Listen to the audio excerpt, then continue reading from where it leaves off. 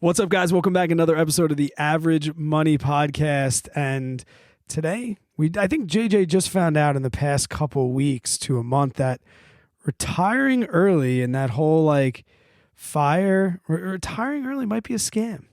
It might not be as good as we think it is. So tonight, that's what we're going to talk about. We're going to talk about how retiring early is a scam with probably a ton of tangents and side notes because we have not spoken in, it feels like weeks. If you are new to the podcast, sorry for the intro, you'll figure it out eventually. My name is Brad Finn, and I am joined with the one and only sunburnt JJ Buckner. How we doing, buddy?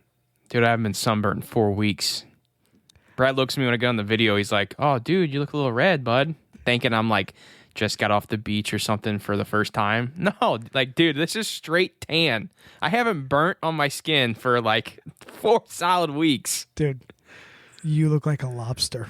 Oh, geez. And especially I never realized it until I moved to Arizona how important sunscreen and it's not cool to be tan there. You if you live in the state of Arizona, you are cool if you are pasty white. How did you pull that off?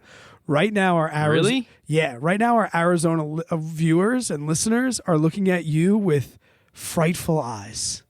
I thought that was a Japan thing. Maybe. I didn't know it was anywhere in the States they did. I had no idea. I've never been to Japan, but I've been to Arizona for years. And yeah, the goal was be as white as possible. Well, I definitely did not hit that goal. Is it good to be home? It does, man. It feels good. And you are exactly right when you said, JJ may have found out that the FIRE movement I love. I love it. I love being a part of it. I love talking about it. But the RE in me, that retiring early part, we got some stuff to talk about today. That's for sure, man. Full disclaimer, too. We need to disclaim this. JJ is not about to complain that he was in Hawaii for 6 weeks because 5 weeks. 5 weeks. When he told me this, and we've chatted back and forth. The time zone thing has been pretty awful for not only this podcast. Sorry for missing a couple weeks, but also our friendship. I lost one of my buddies. You're one of those people on my list when I'm going to work in the morning, and I send a text with a funny meme or a TikTok video, and now I'm going to work. I'm oh, it's 2 a.m. there. Yikes! I gotta wait till my lunch to call my buddy. Maybe a little bit of a bromance, but I'm giddy, man. I'm pumped. Yeah, it does feel good to be home, man. It feels good to be back in the swing of things. We'll have to make a trip here pretty soon and record some episodes in person because, as we all know, those are the best time to record episodes. You got a couple beers in you, having a good old time, and it's just a different vibe, dude. It's a different vibe whenever you're in person, but it still feels good to be able to hop on a good old Zoom call where it all started, where the old Average Money podcast started. But no, dude, I don't know, man. Do you want me to hop right into this about, because here's the thing. I don't want what I say today to discourage people and to, say, "Oh, that's it. I'm giving up on retiring early." It's not what, because there's aspects about it that we'll touch on today that are still very important. But I do want to mention just real quick, because I do want to thank the people that support us. We did say that we were going to try and record and get some episodes out, and when we tried it and it didn't work out, and not to say we have a super high standard for what these episodes come out but we do want to definitely put our best foot forward, and we thought it would be in our best interest long term to, it's okay. We were so, we put an episode out on Christmas, and we were it was new. We can't miss a week. We got to the point where we were we can miss 3 episodes. And we reached out to our Discord members and also on Facebook, and everybody gave us positive feedback. They knew I had some things going on. They knew you were away. So before we get into that, I want to say I feel blessed that we didn't get any hate for missing any episodes. And just for the people that didn't know that, we tried. It wasn't good. It didn't match up well.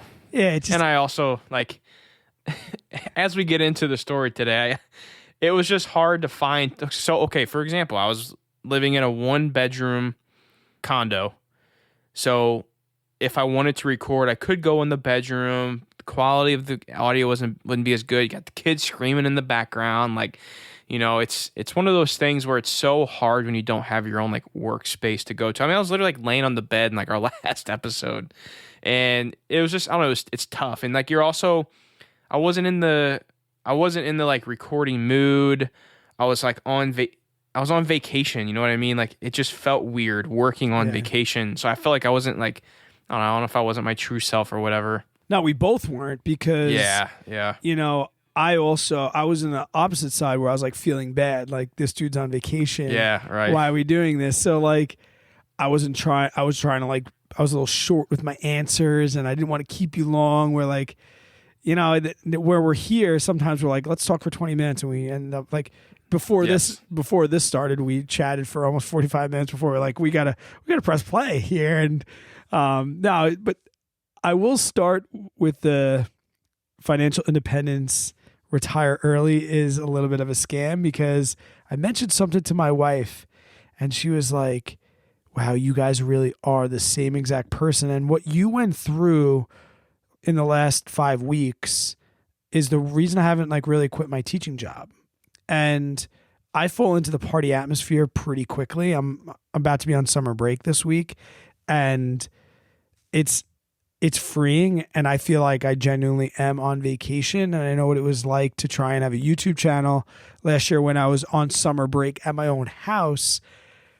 But I'll let people know, you started texting me about missing work not like in the last week, like maybe like 2.5 weeks.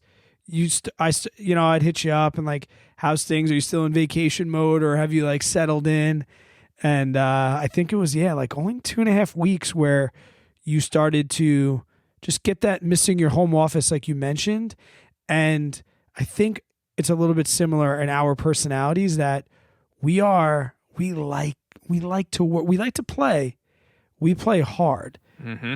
But we like the joys of both sides. We like not just like the working hard because I want to get my hands dirty, but like, I think for me, and I'm not going to speak for you, you can agree or disagree, but like, I need to fulfill tasks in order to feel fulfilled at the end of the day. And there's only so long I can go.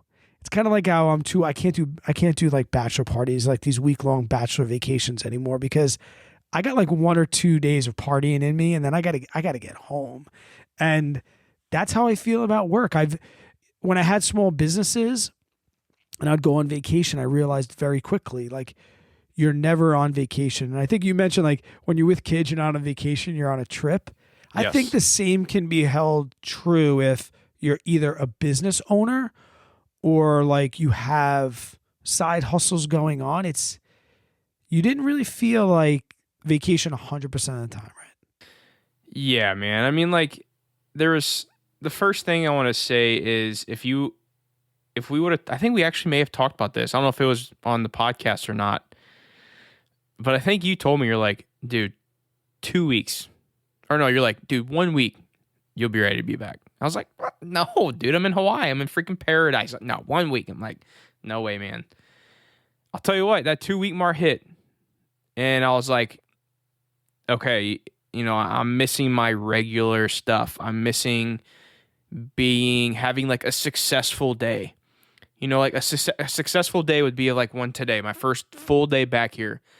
Woke up, I got a workout in, I cut the grass, I got some stuff done for the YouTube channel, I got some emails I've been putting off forever done, like little things like that. Like, that makes me feel good when I lay my head down at night on the pillow being like, okay, I had a productive day. I did something good. And you also didn't not prepare for your time away. For that 2 weeks before you left, you were recording, and people maybe on your channel don't understand this or know, you were recording multiple videos a day, and you were editing. That last week before you left, you did not leave your computer screen because we were talking, and kind of same thing happened with the podcast. You gave yourself a buffer and said, I'm going on vacation. I need to get 2 videos out a week or whatever you do. And that will be okay. And I'll give myself 3 weeks, 4 weeks of material that will just be automatically set up. And then I'll find time. And then got hard to find time. Like, you didn't just say, I'm going to Hawaii and I'll figure it out when I get there. You worked your ass off to try and avoid some of the stress of being away and not being able to work. And then like the cards just didn't fall that way. It still brought on the stress, man. Like, and I'm curious too, like with some of our listeners that are, listening to us right now, if you guys are, let us know in the Facebook, group or Discord. Like, is it really just a personality? And Brad, I'm curious about your thoughts too. Like, do you think it's someone's personality that is set up this way to say, if I'm not completing a task, if I'm not working towards something, I'm going to be stressed. I'm not going to enjoy myself. Or is it a type of person, or no, what I mean by or is it other people where everyone's like that? That's just human nature. No, everybody's not like that. I mean, that's the same as like some people aren't meant to be the boss. Like some people like to be employees. Yeah, and true. We talked to Joe a couple weeks back, and his parents owned a deli, and I think it was a deli that they owned, and he was like, and we asked him, like, you don't want to take over the deli? And he's like, I'm just not really an entrepreneur. Like, I'm kind of good, and I'm going to make my money. I'm going to save it, invest it, and he's one of those. There's definitely people that can just, quote, be retired and not work. And my father, when he first retired, he retired at like 50 pretty early. And he's like, my favorite thing is cooking breakfast. I'm going to go work in my buddy's deli and do the 5 a.m. shift before you guys wake up. We got up and he was home. You're home already? He goes, I quit. He's like, I'm not working. He's like cooking bacon at the deli at 5 a.m. is not the same as cooking it in my own kitchen. That's so true. And my dad, he played golf and like went to our sporting games. Like, my dad never had a side hustle. Actually, he picked it up later in life. He started like umpiring soft toss softball. I guess he did do that to keep himself busy, but for a long time that I knew him, he was just busy, just fixing up the house, playing golf, and drinking some beer. I think some people can literally just sit. Yeah. And just turn their minds off. I don't know if it's like, I'm diagnosed with ADHD. I don't know if it's like an ADHD thing, or I like doing stuff. I like just like feeling fulfilled and being able to sit back, and not all my listeners know, like, we're doing the kitchen and the bathroom, and like, I'm like if we hire somebody to help us, I'm over their shoulder. Like, what can I do? Can I run out? Can I make the cut? Can I, like, the guy doing the tile? I'm like, can I use your saw? Like, can I turn your saw on? And yeah, I don't think it's everybody. Yeah, I really didn't know, man. Like, I really didn't know if it was, like, if somebody could do that or not, because I know I couldn't. And I always have that. Sometimes I think the way that like, if I'm thinking something is off or think a certain way about something, that like everyone thinks that way. And I don't know if it's maybe like the small town vibe in me or whatnot, but like, then I find out, no, that's not true. People experience things different ways. But no, man, for me personally, like, I think it was probably around the 2-week mark where I was like, okay, I could go for a nice work day. I'd go up in the office. You're asking like, is everyone like this? What about your wife? Was she ready to come home, or could she have just stayed? Yeah, she definitely could have stayed. But see, like, the kids keep her so busy though. Like, is that not to typecast roles? That's a role you have in the house. Like, she is stay-at-home mom. Yes. That's what you guys have communicated to each other. So like, she's quote work. Like, I hate to say like being a mom is work, but you know what I'm not trying to say that either. Yeah, I know. All the mothers with kids are like, what do you mean it's not work? No, straight up, it's work in one sense, and it's not work in the other, because you get the time with your kids. But by God, dude, I've spent days where it's just me, and I am not cut out for that. But what I props to my wife. In all that rambling that I just did, you're essentially saying that like, by her being with the kids, she feels enriched. Like, that's what makes her, that's her workday happiness, and that's how she feels fulfilled. Yes, absolutely. Whenever she goes to bed at night, knowing those kids are taken care of and she got everything done for the day. And she also has a little task that she does too. Like I need help with other things around the house or whatever. Like Right. if I got, we got to schedule something, or she does a lot of the scheduling stuff. I'm like, hey babe, can you do this? Can you schedule this? Whatever. She does a lot of that stuff too. So like there's always more things on top of taking care of the kids. So she's pretty busy. She's a busy woman. So I think that her life. But she's not an entrepreneur. No, and her life didn't really change either, going over to Hawaii.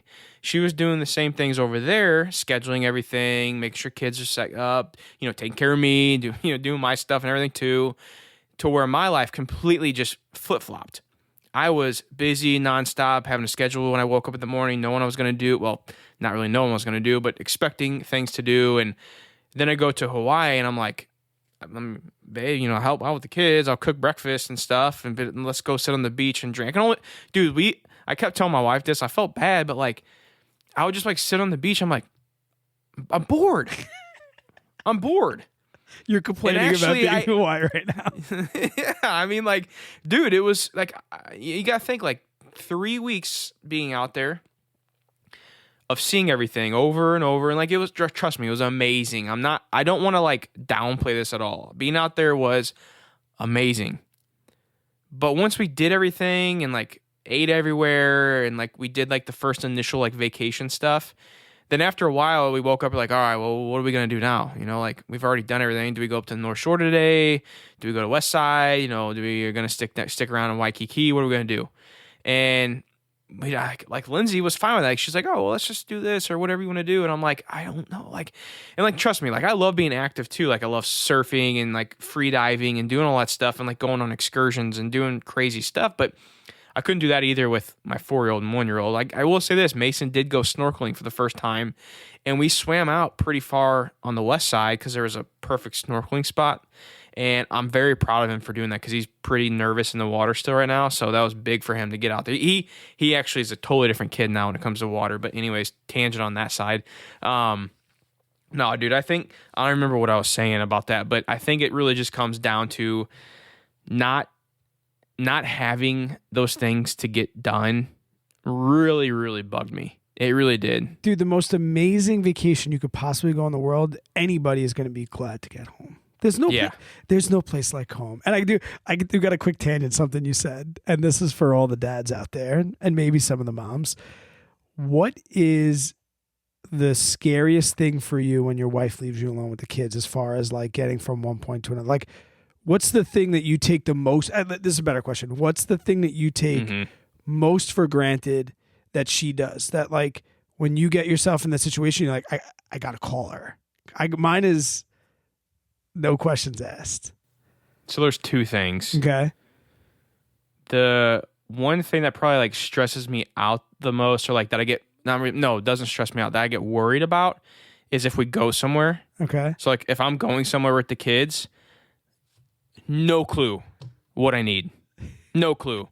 Lindsay, everywhere we go, she's packing stuff for them.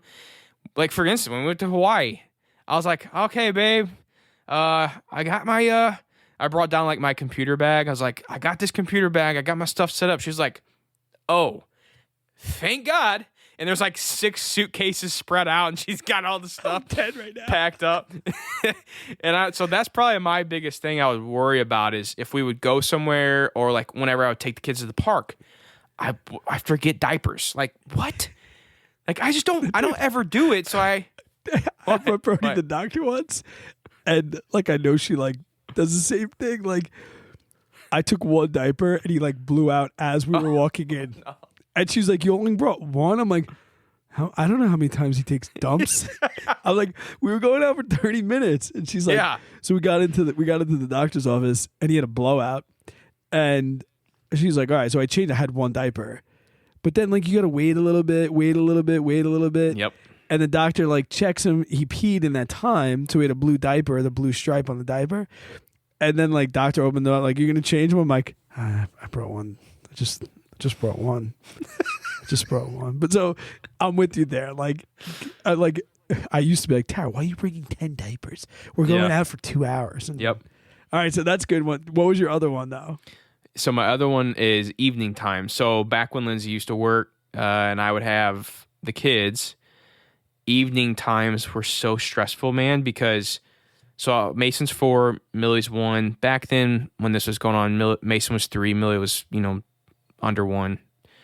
And evening times were so stressful because it would go from getting the kids together, cooking dinner, putting them in their spots and keeping Mason at the table, trying to finish dinner, finish cooking, and then putting the dinner on the plates, get it ready, put the plates in front of them while Millie's throwing dinner on the floor. I'm trying to pick up after her. Mason's not eating. And then I'll just hold this time. I'm still got something on the burner that's burning. I'm like, oh my gosh, I forgot to turn that off. And this whole meantime, also, I haven't even cooked me anything to eat yet. And I was like, well, geez, no wonder, Lindsay. I mean, you don't gain any weight because you don't feed yourself because you're feeding the damn kids nonstop. Then you forget to even take time to feed yourself. So, that's another. And on top of that, on top of cooking, get them all together, the reason why the evenings are so stressful is because we give our kids baths every night. I know some parents don't do it every night, no big deal. But we just do it every single night, and that's part of their routine. The kids love it. Yeah, they love their bath time. So on top of cooking dinner, getting their dinner ready, prepared on the plate, trying to feed them, making sure they eat right, and make sure they eat their food. Well, then I got to get the bath ready. So now their food's flying everywhere. Kids aren't eating. I'm just over here trying to fill up the bath, making sure the bath isn't overflowing by the time I think about that the bath's running. Go back, put the kids in the bath, and I got to time it right. You got to time it to where make sure one kid's still eating while you take the other kid out and go put him in the bath. But then the other kid starts crying because the other kid's in the bath and they want to be in the bath and it's bath time for them too. So they're done eating. So you got to time it to where are they almost done? Or are they not done? Because are they going to get the food done enough in time? Or are they not going to eat at all? Then you got to explain to your wife, well, Mason didn't really eat anything tonight. Well, what'd you give him before bed? I gave him a snack. Well, why'd you do that? That's not healthy. Well, sorry, babe. We wouldn't eat anything else because Millie was in the bath before he was, and he was throwing a fit because he couldn't get in the bath because he had to finish. Dude, it's a freaking madhouse sometimes in the evening. So that's the greatest run of bars you've ever had in your whole life. Oh, dude, it's on the other hand, I love the dinner time chaotic symphony. I love it, man, because I'm so regimented and checklist, and I like to plan stuff out, and I script it.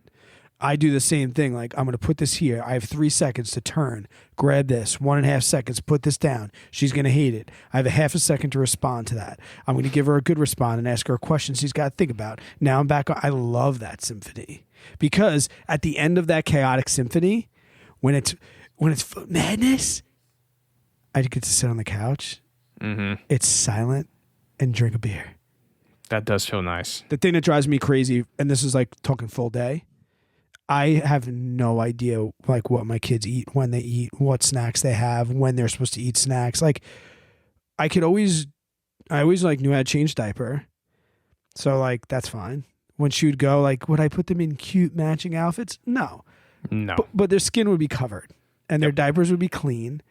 And I knew how to do the chaotic symphony. But for me, when Avery would be how do you pick out their clothes? I'll tell you how I do mine.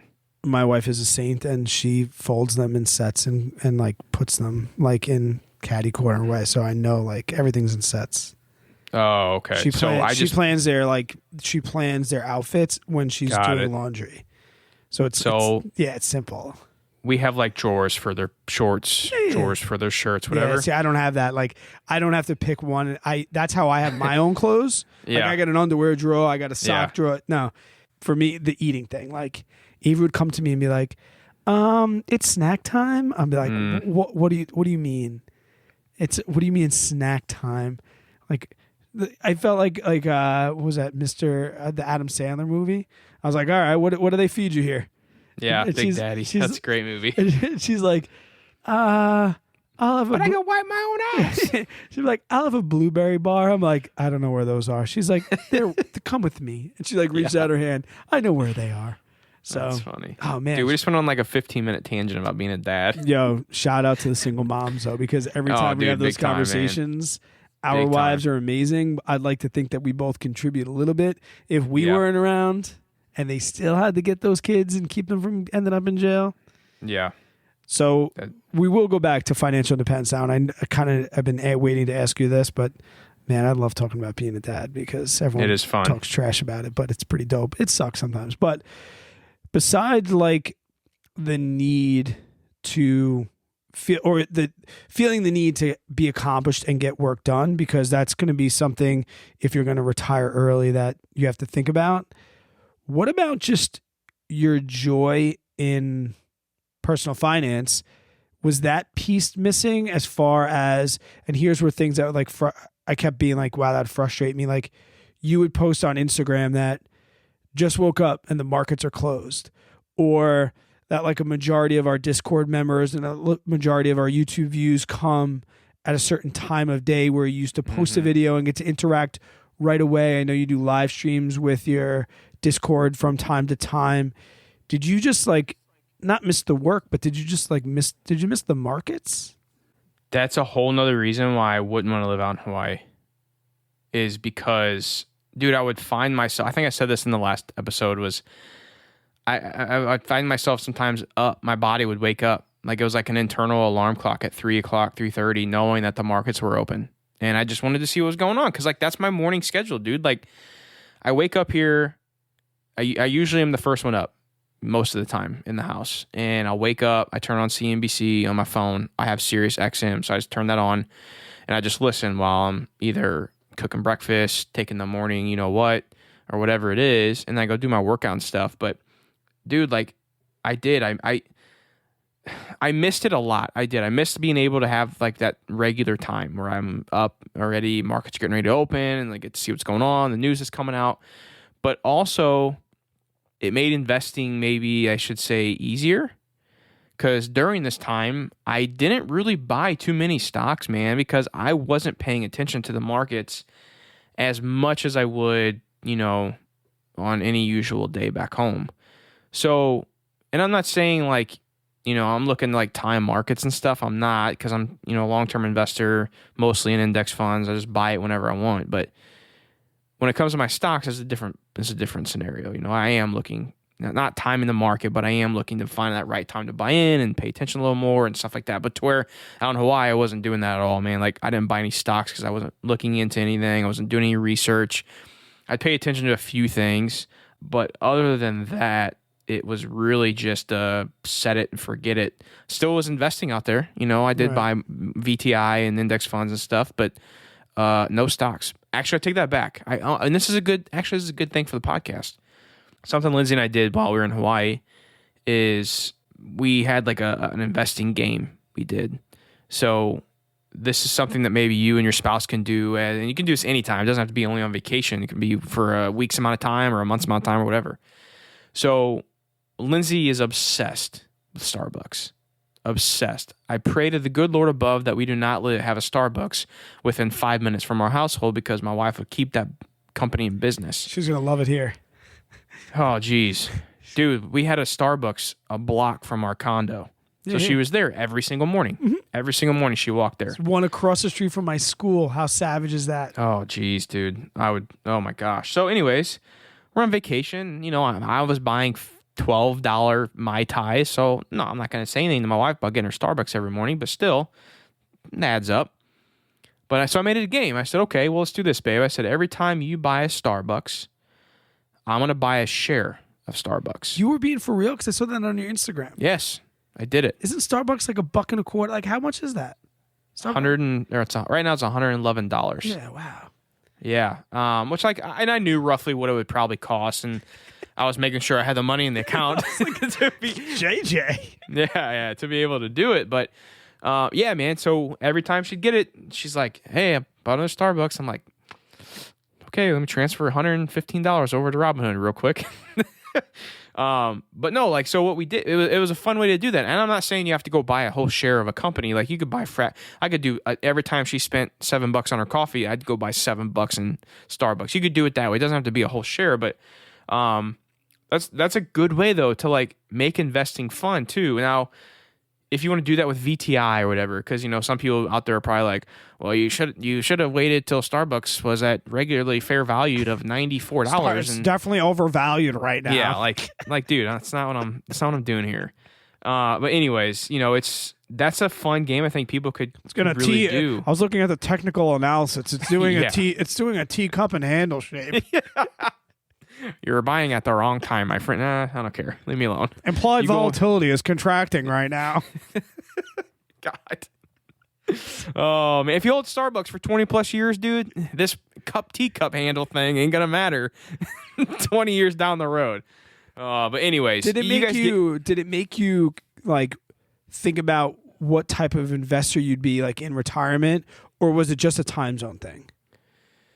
Because the reason I ask you this is, I trade options pretty daily, and I'm huge with calls and things like that, and a lot of my wheel stuff I sell weeklies on, and I post those inside my Discord, so everybody knows that pretty much every day you're going to see probably 2 to 3 options trades for me. Well, I've been shifting to monthlies, and some people have been like, Brad, what's the deal? What's up with your like monthlies? You're a weekly guy. Like, don't you love them? And I'm like, this time of year when I am getting done with teaching, I'm spending a lot more time on the beach. I'm doing things where I'm traveling. I take the less money in premium selling monthlies because I do spend so much due diligence and so much time on my weeklies that I just know personally I wouldn't be able to handle weeklies over the summer. I'd be reckless. I wouldn't be doing my due diligence. I'd probably lose. So I take less profits in the summer, and I'll put out, contracts for 30, 45 days where I now only need to maybe check on them once this week, maybe every 3 days. And then when I get like 10 days out, I can really start to either decide I close most of my options. Anyway, I was thinking like how much that strategy might be like something you'd have to consider if you're somebody that's a 9-to-5er and you're thinking about retiring early, even just from like a stocks to index funds, like having that base of set and forget it index funds. I know you did switch. You read The Simple Path of Wealth while you were out there, and you're like, oh, I'm kind of getting on board with this VTI, VTSAX scene.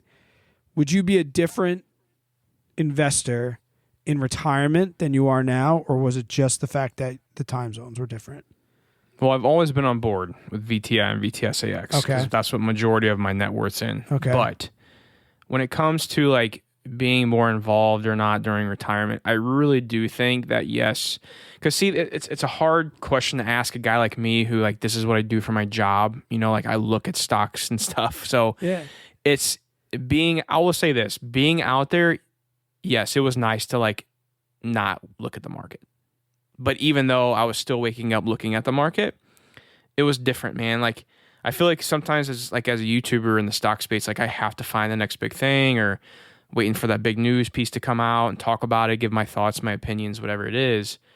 But out there, I was like, I know I'm not making any videos for the next few weeks, so I'm just going to kind of roll with it. And yeah, I mean, I would maybe watch the market for a little bit until I fall back asleep. Then I'd wake up and I maybe would look at like my accounts like once or twice, maybe. Sometimes not even at all. Sometimes I'd go a whole day. And like that, to some people that may sound crazy that I'm looking at my accounts on the daily, but I'm not really doing it as like an emotional play. I'm not making sure like, oh, my money's there, my money's gone. Like it's not like that. I'm looking for opportunities on a daily basis. If I see like Starbucks down, and we're going back to Starbucks again, if I see Starbucks down 4% and it's below my cost basis, I'm like, hey, I may spend a couple $100 on Starbucks today because they're down 4%, or look into it more or whatever. Do you think you watch stocks like a majority of us watch social media and things like that? Like, and what I mean by that is I got rid of TikTok like a week and a half ago just because I knew it was getting bad. I'll go back. If you've gotten on TikTok, you've fallen down that rabbit hole. And I was there. Do you kind of like gamify it where it was nice to have that emotional break? And what I mean by that too is like, while you were gone, there was action with AMC and it was just madness. But at the end of the day, over the long-term investor's career, like even since February when the first short squeeze really happened, that at the time was a focus. You were live streaming every day, and that was mostly, once again, for your job. Was it nice to not care what GameStop and AMC and Dogecoin was doing today?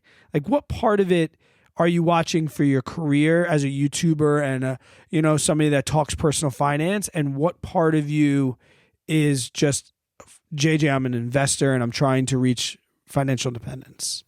Great question. Yeah, so let me back out of the YouTuber JJ. Yeah. Being the investor JJ, yeah, man, it was awesome. It was pretty cool. Like, don't get me wrong, I get excited when I see things like that happen in the market, and I was paying attention to it a little bit, like what was going on with AMC. I even bought a couple calls on it and made a little bit of money. But again, it was very, at a very low amount. It was, just low priority. It was low priority. Yeah, man. It was, and I was also nice because I was like, all right, I'm gonna buy these. I'm gonna wake up. I'll take a look at what AMC's doing. Don't really care because it's money I'm willing to lose. All that stuff. But to where like when it's a YouTuber and you got this pressure and stuff behind you. But anyways, not talking about YouTuber JJ. I'm talking about investor right now. It's a whole nother reason why I'm glad I'm focusing more now on like dividend stocks. These are and index funds as well. But when we're talking about stocks here, because I feel like with dividend plays, man, one, they're already like put together companies. They're well established, formed companies that are making a crap ton of money that, unless something crazy happens, most likely are not going bankrupt in the next couple months, or even maybe the next couple years. So knowing that I'm focusing now more and putting more money towards my dividend plays and stuff like that, it's knowing that whenever that time comes and I'm no longer the YouTuber JJ, I'm focused on something else that's more of a, hobby / job of mine.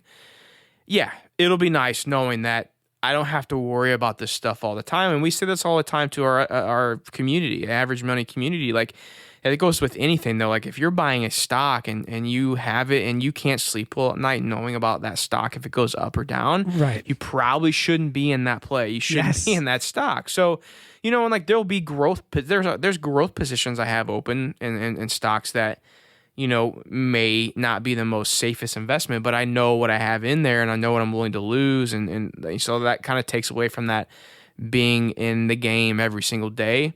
So to answer your question, really, yes, it was nice to be able to kind of have that break and to really see what it would be like as just like a typical investor, not YouTuber, and to know like, if I set these investments up how I think I'm going to set them up, then yeah, it's going to be nice to just kind of set it and forget it on some of the stuff and collect those dividends on a monthly basis and let those index funds grow as well. What gives you the ability to not really care that much what AMC and GameStop and the other short squeezers are doing when so many people are so into it? Is it because is it a net worth thing? Is it a I've been burnt before thing and I kind of am calling BS on this? Or is it lack of risk tolerance? What allows you to casually look at these meme stocks when everybody else is jumping all over it? And I'll tell you my answer, like I'm not like putting you on the carpet. Mm-hmm. The reason it's okay for me is because I believe in the long term, number one. And I also clap when other people win. So I know people are doing great. Like the one thing this guy won $1 million. And yes, and people scratch off lottery tickets and win that. I'm not trying to buy a scratch off. I still clap for them. I'm pumped for them. But can things like this fall into contentment? Yeah, like I think that's short-term gratification. I would love to see one of these, GameStop millionaires or one of these Dogecoin millionaires. I want to talk to them when they're 60 or when they're 40 or 50 and ask them how early retirement's doing. And as somebody that used to gamble and play poker, like I've won we've talked about it on this podcast. I've won a lot of money and then burnt it. So like what allows you to casually just look past it? That is a great question. The first thing I want to say is that FOMO is a real thing. FOMO, for those that don't know, fear of missing out. And when you see these stocks like GameStop, like AMC, BlackBerry just shooting to the moon, Dogecoin, And all these, you start seeing these articles of all these millionaires coming out and they're doing this and they're buying these cars and Dogecoin bought this guy a house and all that. And you're like, well, I want a house. Well, would be cool to be a millionaire. I want to do that. And all I got to do is buy this little stock, little ticker symbol. Well, I can do that. That's pretty easy. So many people are, they want that quick access to money. They want the get rich quick way to do it the easy way. And they see this happening and it's like almost like, okay, this is a proven concept. This is working for people. I want to do it too. To where I think that's a big downfall in this space. Now, like, don't get me wrong. Like, if you want to make some money on this, make it. If you can, like I just said, I bought some call options whenever AMC was spiking up to over $70. And I took a risk when I did that, but I know what I can take a risk on. Right. And I probably could have even bet more money on it. And then that goes back to like, oh, well, if I would have just put another $3,000 more, I could have been $60,000 more in profit, whatever it is. But if I wouldn't have sold it, I would have been. Yeah. So really what it comes down to is I enjoy what I do. And also I know what I'm doing is right. And what I mean by that is I know me investing in my long-term plays, my index funds, ETFs, my dividend stocks, and growth stocks as well. I know that if I just keep doing what I'm doing, I do my due diligence on the stocks I'm buying, and I know what I'm doing is right, that I'm going to be okay 15, 20 years down the road. I don't need to become an instant millionaire. I'm okay with being a millionaire when I'm 60, exactly. Yeah, I need to become a millionaire on my own time, doing it the right way, because I think a lot of people can get caught up in trying to make that next big buck. And, you hear these great stories of these people becoming millionaires, but what you don't hear is the 45-year-old 9-to-5er who literally invested his life savings in AMC at $73 because his buddy just told him how he made, $200,000. And then the next day you see AMC back down to $40. How many times do you say to people, if you heard about it at the water cooler, it's probably too late? Yeah. That's so, it's true, man. Time. Like you said, I bought some AMC calls. You bought them because of your own due diligence, not because you heard somebody. Right. Like, that's been the hardest part as like having this little platform that we have even since February. My brothers call me up like, how do I buy Dogecoin? I'm like, my brother did the same thing. I'm like, and we've talked to Josh, and he, admittedly so, he's living a full FOMO scale on this, and the amount of times, and I'm just like, listen, if you heard about it from a friend of a friend, like, I don't give financial advice to my family, and neither do you, but like I say to my brother all the time, like, if I find something great that's going to make you rich, your brother Brad is going to call you. Mm-hmm. So unless you hear it from me, don't even start your due diligence. Don't even start your research until you hear this. And then they're like, oh, well, I got a couple of bucks I worked overtime. I'm like, okay, well, that's different. Hold up, because I was just about to say that. Like, we're not sitting here saying, like, you can't invest in these things. Like, if you got a couple bucks, do it. We do it, and there's things where, like, you just got to know the right amount. Like, trust me, guys, the 45-year-old Mike or John or whoever out there who lost, who literally dropped like $200,000 on AMC at $73 because they saw it was going up 400% a week. They're like, well, hell, if it went up 400% a week, it can go up another 400%, right? No, it could, but it also couldn't. Like, it hasn't. So that's why it's so important to understand, like, using the correct amount of money into this, like, into these types of plays. Like, we're not saying you can't do it. Just be careful. Don't overextend yourself. Don't be betting your house on these type of investments because they can go south so fast. One thing you said before, and I think we're going to save for another episode that I do want to talk about. So I'm really just saying this so when I edit it, I remind you that we need to do this episode. I've been backing off of the dividend plays. I know you're still a huge dividend guy, and I want to have like a little dividend versus growth conversation in the near future. And I think we can kind of wrap this one up. It's good to be home. What's your closing argument for this episode? My closing argument is it a scam? Was it worth it being out there? And like your wife's my wife's not going to listen either. But like, as far as could you shut the YouTube if you had enough money to live, could you shut the YouTube channel off right now and just go to Hawaii? No way. Right. No way, dude. I would go insane, man.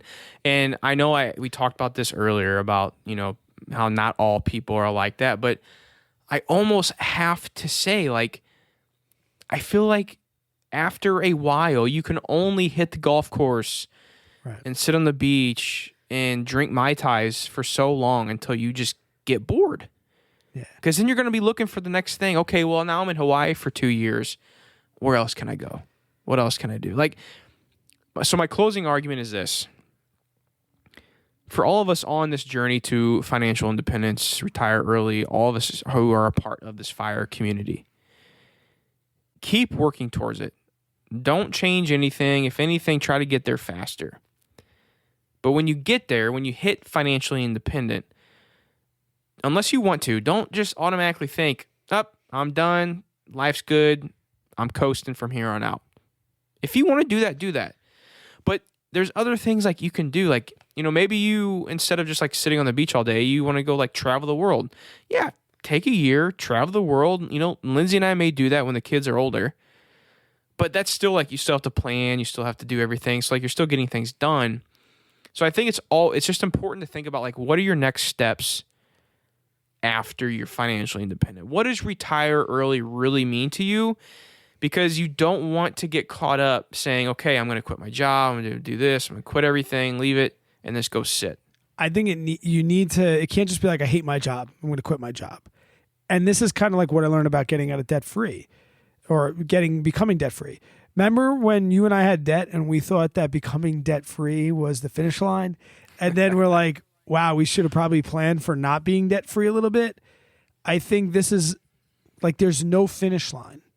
Right now, we can't put financial independence and being able to, quote, quit our jobs on a pedestal. We need to start preparing for what does the time after that look like. I got 2 more questions for you.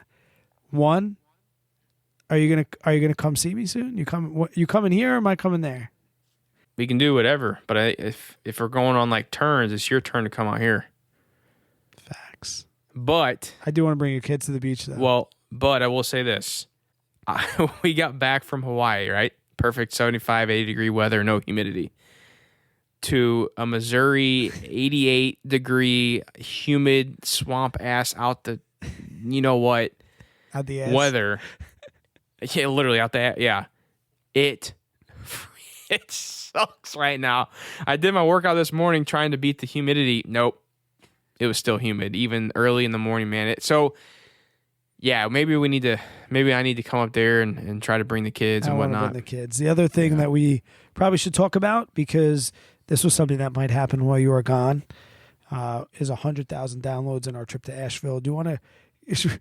We should probably give an update on that. We're pretty close to 100,000. We have not hit it yet. Probably the next month or so. The short break that we took. Yeah, we're going to hit it soon, but we never really logistically thought out Asheville, and for people that have been there, they've probably been laughing at us the whole time. And for people that live down there, maybe no. Logistically, a nightmare. Everything from flights, you can fly in, super expensive. You can go to Charlotte, to rent-a-cars, to Airbnb. Logistically, Asheville has been a complete nightmare for us. And also being on a short-term notice is not helping at all either. Yeah. Well, because we wanted to be there when we got to 100,000.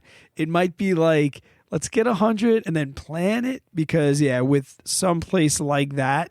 Mm-hmm. You got to plan. We got to. And we didn't want to be like, we got to do it. We got to do it. I know people have reached out, like, have you hit the 100K yet? And when are we going to Asheville? Especially people in my Discord. But it's logistically a nightmare, so we're trying to think of maybe plan B's or plan Asheville out a little further, which would be dope too, because then we could really let people know and maybe we could do something in the fall. But JJ, it feels good, man. Feels good to just like let the hair down tonight. It's been fun, man. I'm ready to get back in the swing of things, that's for sure. And I vote Vegas.